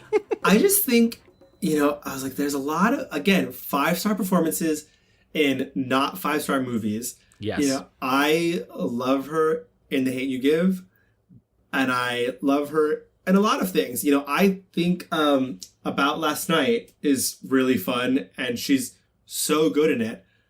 But I think I'm going to stick to my gut and make the controversial pick. Perhaps not. I don't know. I'm going to give it to 2000 Scary Movie. Wow. I was not expecting that. I just think it is so hard to make it wasn't her debut, but for a lot of people it was.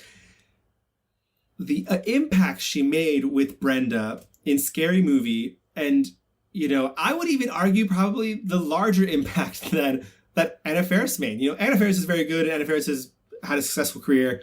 We love her. But the cultural relevancy of Brenda is so enduring, and for a large part of our culture. I mean, like, the amount of people who, like you said, every day are quoting things from Brenda, using GIFs and reactions of her across the Scary Movies, series. But for me, I think the first one really is just, that humor and the...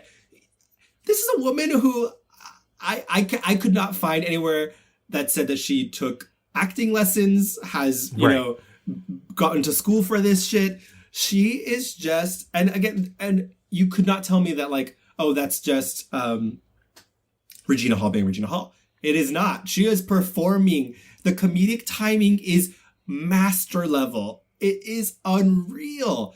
Imagine fucking Christina Milian doing that. No, I can't. When you said that up front, I was just like, okay. And no shade to Christina Milian, but like, Regina is doing some of the best comedic work of our time. Like, it's unreal. It is unreal.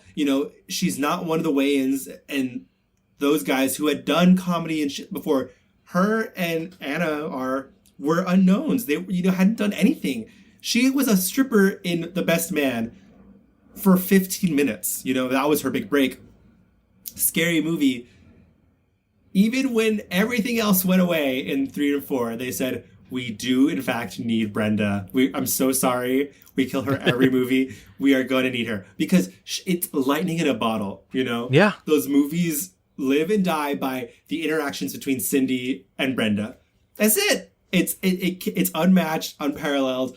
And for as aged and how offensive, frankly, like, those movies are, like, I'm not going to sugarcoat it. Like, fuck yeah, there's a lot of, it was 2000. Like, they're not going to be kind to the gays. I'm so sorry. But they are a time capsule, and they did capture so much about what was going on at the time. And she's just a genius. She's just a genius. And if, that's what it took for people to recognize that she is a comedic genius, so fucking be it. Thank God, because now we get The Girls Trip and, all these other things that come after. Yeah, so there it is. My 5-star review, Scary Movie. And then it started to get wild and people was getting freaky in the pool and stuff. I look over and there was your girl getting buck wild in the jacuzzi. So? With a backup dancer. That's nasty. Louie, that's what I like about you. After all these years, you can still surprise me. I listen, I was like, what am I going to do? I get it, though. No, I don't mean to make light of your pick. I think your pick is great. Thank you. What about you, Gavin? What do you think? I think you sort of nailed it. I think she is oftentimes giving 5-star performances in movies that are not 5-star. And I said my piece during the rewind that I don't love Support the Girls. I don't think it's a perfect movie, but I think what she's doing in it when she's on camera is so good. So that's my 5-star review.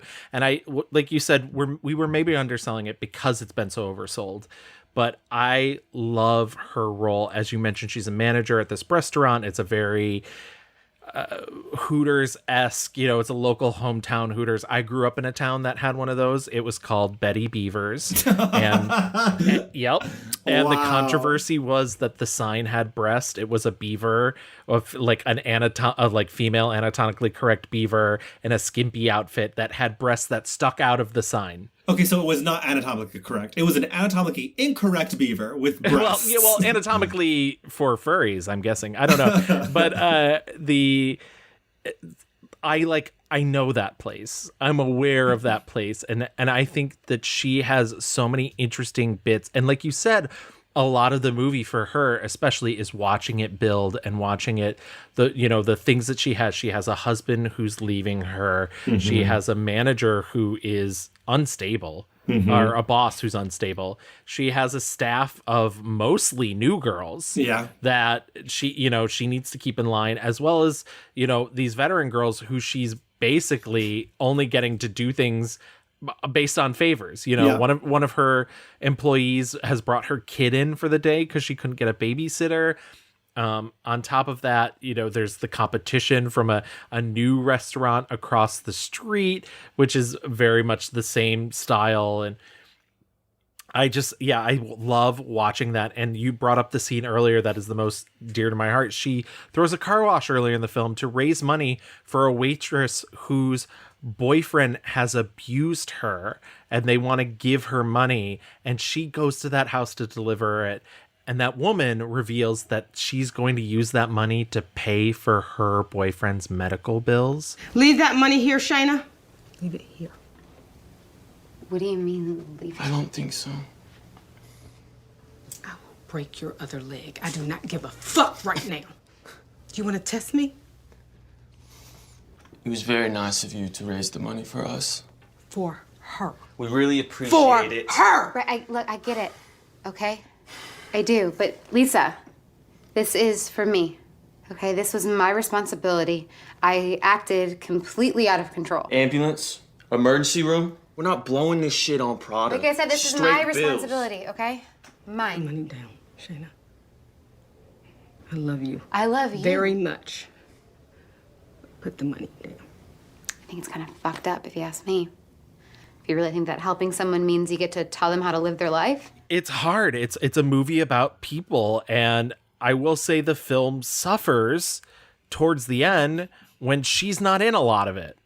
For the last 20 minutes until the last couple scenes, she's out of the film. Well, she decides, that how many times is she going to get fired and actually be like, okay, yeah, I don't belong here. You don't want me here. Right. Because she's basically given her identity to this place. There's a great scene. There's not a lot of dialogue. She's just walking around the restaurant and she sees, one of her girls really hanging on to like a customer, and it makes her so uncomfortable. She goes and sees, just this place that is, she's trying to walk the line. She keeps saying over and over, she keeps saying, this is a family restaurant.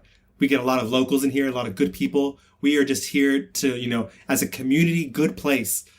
And she wants to believe that. And she wants to really, support the fucking girls, and support these people who are really working class. Even the fucking chef in the back whose cousin was trying to break in, and she does him such a solid. Everything she's doing is just to try and keep this place afloat. But unfortunately, the thing that most people realize is you can't control everything. That young waitress wants to fuck that customer, Yeah. That customer over there is a fucking asshole, there are all these things that are happening to her life that are out of her hands, and she's, cannot control everything. And so she decides to say, okay, well, fuck this place. I'm out of here. And I think she has this idealized dream, as you said, of how she can control everything. And I think, at the end of the movie, spoiler alert, if you don't want to hear about the end of the movie, skip ahead a couple minutes. She has a job interview with the competing restaurant, and the woman really lays it flat for her that they don't care about any of these women. It's not about families. It's not about people. We will burn through. Yeah. If you get this manager position, just, these aren't people, they're numbers. Right. The turnover is really high. So we really have a really great work program to get people in and out. It doesn't matter. Yeah. Which is so antithetical to what she was trying to cultivate. Right. At Double Whammies. And listen, I also think it's a red flag if you show up to a workplace and they're like, we're a family. I think in this case, like I said, I've seen this place. Like, I know this place. And I know... You know Betty Beaver. I know Betty Beaver. And so I think that there's a lot to draw on here, and I think she does it really beautifully. Once again, I didn't rave about this movie. You know, I've seen a lot of movies like this, and I think there's some that are very successful and some that are not. I think this is sort of more squarely in the middle, but I think truly her performance is a 5-star performance. So I gotta give it to Support the Girls. Excellent pick, Gavin. What else should we recommend to the girlies? Oh, goodness. I mean, definitely Best Man Holiday. I don't think you need to watch The Best Man. You don't, because literally The Best Man Holiday does a very good intro montage. Yeah. You know it all, girlies. But it's also not a waste of your time if you want to watch The Best Man. But it's not Regina's movie. And so, like, if you're just watching for Regina, Best Man 2 is the way to go. I think The Hate You Give is very good. Oh, yes, of course. I think... I would say, like the movie, 90% is very good. I would say 90% of the performances are also very good. I think there's a lot of like different... And on the back of a very excellent novel. I've actually read the novel before. YA is my shit. Yeah, it truly is. But I will say, like, it's a very triggering movie. It's not easy to watch, especially if you have even an iota of empathy or feelings about Black Lives Matter and just the horrors of people fucking being killed on the streets by the police. Girls Trip. Absolutely. Cannot say enough good things about Girls Trip. I love that movie. I could watch it anytime it's on. It's so fucking funny. Yes, absolutely. I also I have to go to bat for both Think Like a Man and About Last Night. I think they are the pinnacles of these ensemble Black movies. It's all your faves from Tyler Perry without the bullshit of Tyler Perry.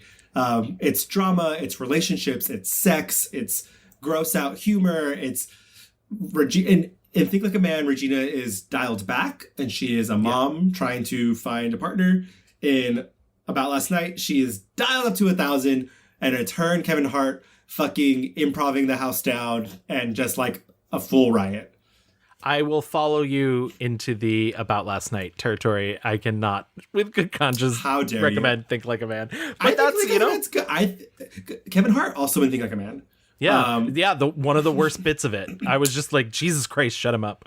But Taraji as well. Taraji, she's great. I think I'm okay with Kevin in both of these movies because this is before Kevin Hart was Kevin Hart. You know, like this was before. I don't know. There's still some stuff that I'm just like, how did we not know? And I even fucking interviewed him. He was one of the last interviews I did before I was like, I'm not really a journalist anymore. But yeah, he was so nice. I know. I mean, it's not something that I think before he became uber famous and like kind of an asshole, you know, I was like, oh, this is a guy who's hustling. He is hustling for his life in Scary Movie 3 and 4. He is as like a little bit thing, and like he's working very hard. And I think in these movies with Regina, it's like, oh fuck, he's very funny. And unfortunately, for a lot of fucking straight men who get attention, they end up just fucking acting like idiots. But anyway. We'll save that for our Kevin Hart episode. Yeah, that will never come, and that you'll never hear, and that will never do. But yes, I there's a lot of good things to get just the crazy good range of the talent of Regina. So absolutely. But before we get into our fast forward, why don't we do our mixed reviews review? Yes. So my 1-star review is 2016's When the Bow Breaks. That's so funny. That's my 1-star review. I mean, it is what it is. My 5-star review is 2000's Scary Movie. And my 5-star review was 2018's Support the Girls. Now let's get into the fast forward.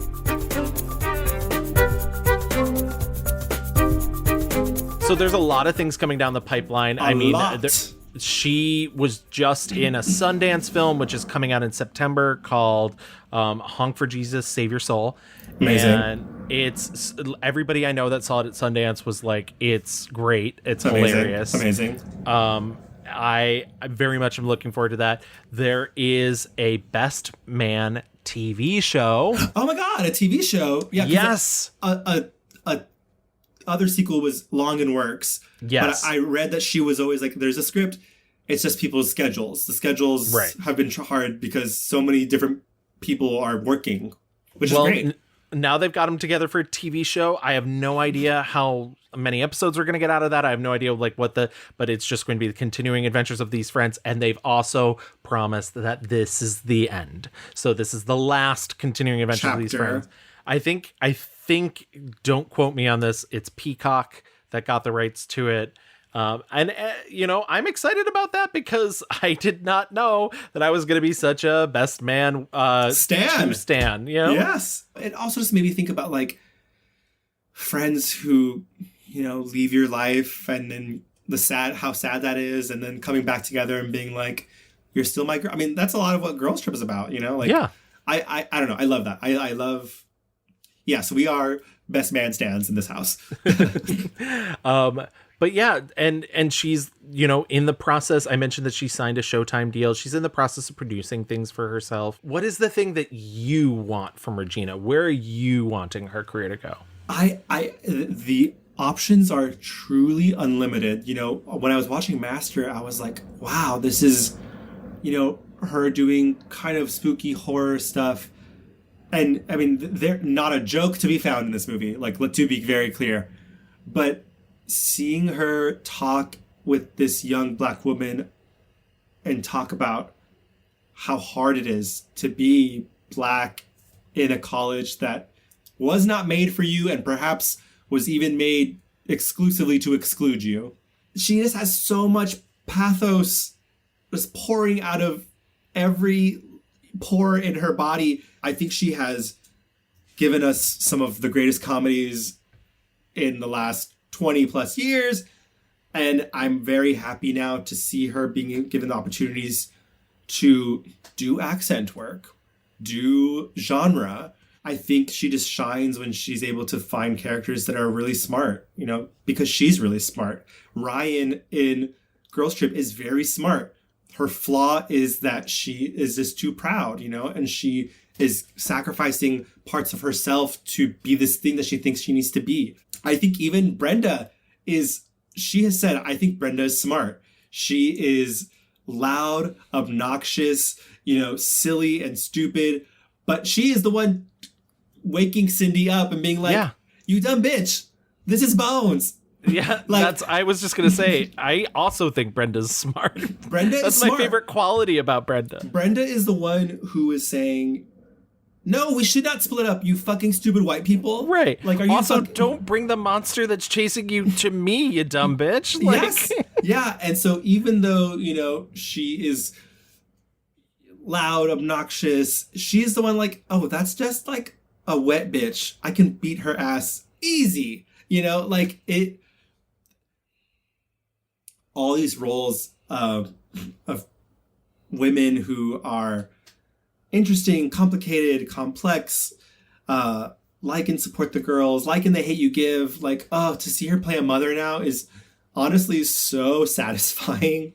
And also just imparting this kind of light that she has, because truly anytime I see her pop up in a movie, it's just like, oh, yes, there's just this light that she has, and it's whether she's acting up, acting a fool, or, truly imparting, motherly love, it's just a gift. And so what do I want? Okay, I will say that it was fun in Shaft seeing her do action stuff. That was fun.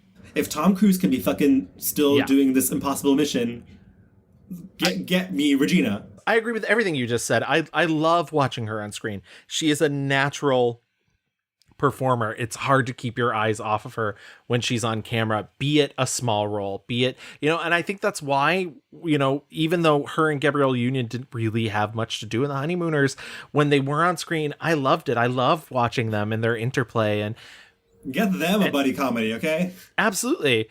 And yeah, we've seen Gabrielle Union can do action. So just put them, and don't fetishize the guns though. That's the only, but I don't really know what I want for her to do next, because I think she's in sort of an exploratory realm. I don't think Regina Hall of a decade ago would have done Master, but I'm glad she did. And I think she gives a very beautiful performance in that movie.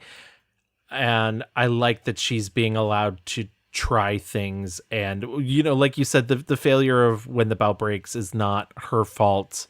No, it's like a horrible script. Yeah, it's garbage all around. So I guess the thing that I want from her is just keep heading in the direction she's going. Produce your own stuff. Find the things that you're passionate about and keep moving in that direction. And I'm glad you're finally at this point, though it should have happened much sooner. Yes. But unfortunately, we work in a racist system. But it was so clear so much earlier than now that she's a star. She's a star. She's a powerhouse. And we are just now reaping the benefits of her 2017, essentially, of Girls Trip and Support the Girls. The combined critical and commercial success of both those things. She just was invited to become a member of the Academy, I think in 2019. She famously hosted the Oscars with Wanda Sykes. I didn't really watch the Oscars, so I don't really have a dog in this fight, but I found people didn't like her shtick about being horny. And I was like, that's dumb. Let her do she was incredible. They're patently wrong. I thought all three of them were very good. I have no notes. It was very good. They're fuck you. They're women comedians. I would prefer the three of them doing it every year than ever trying to figure out Kevin Hart or The Rock or whatever. Yeah. Anyways, Seth MacFarlane's going to host again next year. I hope everybody enjoys. No, I just think, we are reaping the benefits. You're right. She is just now at 51 years old, proven her success as a actress, as a bankable actress, as a likable actress. I'm excited for what's next. Be it more drama, be it more comedy. God, I hope it's just everything. I want everything for her. This was such a fun episode to watch and go through her movies, because oftentimes, we watch a lot of bad movies and there's just nothing. We get nothing out of it. Right. And that's what was so surprising is there was bad movies here. Bad movies here. I know we were very positive on this, but we told you there were bad movies. But she rarely ever shows up and doesn't give her 110%. Regina, we get it. We get you. We love you. We love you. I think that wraps up Regina, and I hope we did her justice. If you would like to sing her praises to us, you can always find us online at The Mixed Reviews. We are on Facebook. Just type in The Mixed Reviews. You can email us at reviewsmixed@gmail.com. We're also on Instagram.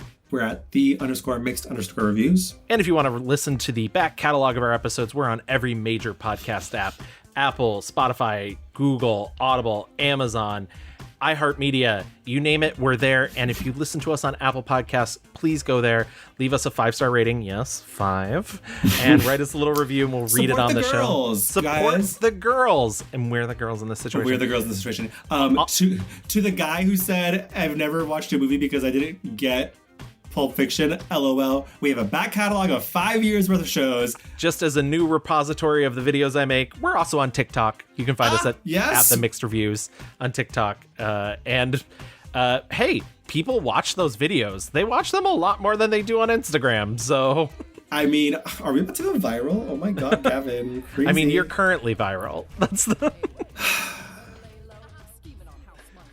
Sorry, couldn't help it. You really fucking clocked me there, bitch. You got me, gal. I don't want to be viral anymore. I know. We'll be back in 2 weeks with another subject and a special guest. Also coming soon, screen drafts featuring us and the lovely gentleman over at This Had Oscar Buzz. It is coming, so watch out for that. And we've watched a lot. So Bad things. So many bad things.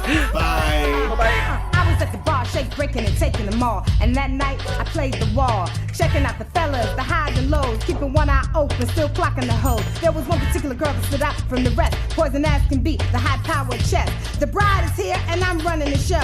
Ladies, now you know. Now you know. Everybody.